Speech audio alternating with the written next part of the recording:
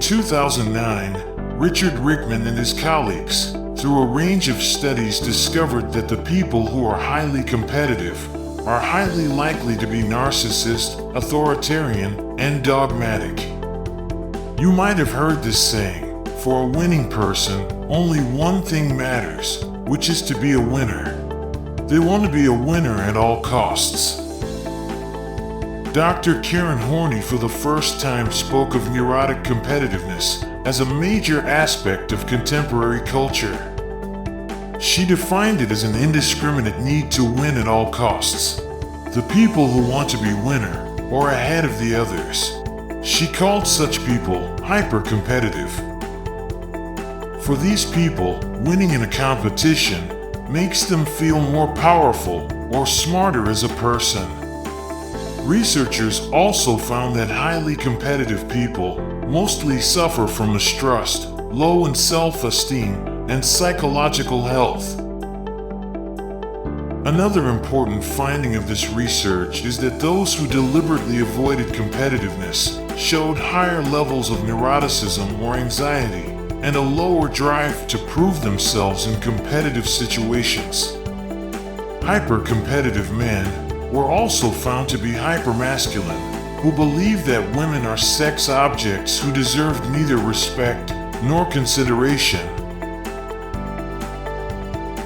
In another research, they found that people with different culture have different degree of competitiveness. For example, in their study on college students in the United States and the Netherlands, they found that the Americans scored higher in hypercompetitiveness, which shows cultural differences can affect this part of the personality. Perhaps one of the major breakthroughs about competitiveness is that researchers identified two types of competitiveness: competing to win in order to dominate others, and competing to excel to surpass one's personal goals. In fact, the people who are competing to excel are competing with themselves and trying to be better than before. In their research in 2010, Dr. Jessamine Hibbard and her colleagues found that the people who are competing to excel have higher self-esteem and lower level of depression. They also realized that in general, teen boys scored higher on competing to win than teen girls. However, girls who did score high on this feature showed greater depression and loneliness and had fewer close friends than the girls who scored low on this feature. Whether you like it or not, we are always comparing ourselves with others, and we all have to deal with a competitive person at one time or another. Whether it's the neighbor whose holiday plan always has to be more lavish, or the coworker who grabs the credit for every project. Competitive people can provoke feelings of irritation, anxiety, or inadequacy in us, and you may end up questioning yourself or feeling that you are not at their level of wealth, talent, or accomplishment.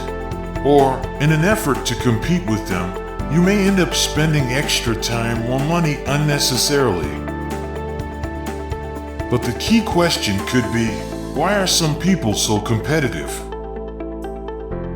Dr. Melanie Greenberg, in her article published in Psychology Today, explains the reasons as follows. Fragile self-esteem. Recent studies suggest that there are different kinds of self-esteem. Some people may have a secure sense of self, regardless of the situation, whereas others may have unstable or fragile self-esteem that varies depending on the situations. When they are doing well, they feel great and even superior to others, whereas when they encounter setbacks, they tend to feel shame, self-doubt, and inferior. This results in anxiety, and they have to keep comparing themselves to others to make sure they haven't fallen behind. Fragile self-esteem could be one of the reasons that why some people are competing all the time. Scarce resources mental model. Some people have a mental model based on which if you get something, there would be less left for me. These people are jealous and controlling. The main cause of this behavior is often a deep insecurity about having their emotional needs met. They may have had parents who were critical or were unavailable or inattentive to their emotional needs. Narcissism. Some competitive people may be narcissistic and self-centered, not seeing you as a separate human being, but more as a reflection or extension of themselves, a source of admiration for their accomplishments or a potential threat to their own success, or as an object to use or manipulate in order to meet their own needs or increase their resources. Competitive environment or culture. All work environments involve some degree of competition.